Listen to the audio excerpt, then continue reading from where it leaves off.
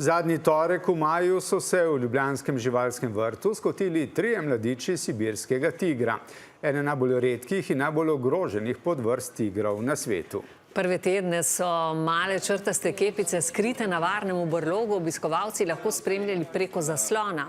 Danes pa mladi tigrčki že pogumno raziskujejo svet zunaj brloga. V naravi danes živi le še okoli 500 sibirskih tigrov.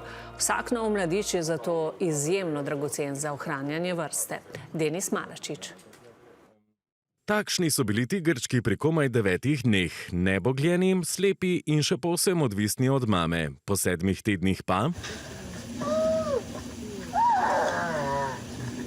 Mladički lepo napredujejo, njihova mama Arisa pa se je v novi vlogi odlično znašla. Zanje skrbi, jih doji, neguje in budno varuje. Tudi že zapuščajo gnezdo, včasih jih povzročajo kar veliko dela, če gre vsak od njih 3 po svoje, ampak smo zelo veseli, da jim gre dobro. Ob mami bodo ostali še najmanj 2 leti. V tem času bodo iz približno kilogram težkih mladičev zrasli omogočne odrasle tigre, težke med 150 in 170 kilogrami. So zelo prikupni, ampak za nas je tukaj vloga, da jih opazujemo, da smo veseli ob tem, da lepo rastejo, nikakor niso to živali ali domače ali neki hišni ljubljenčki za crtati.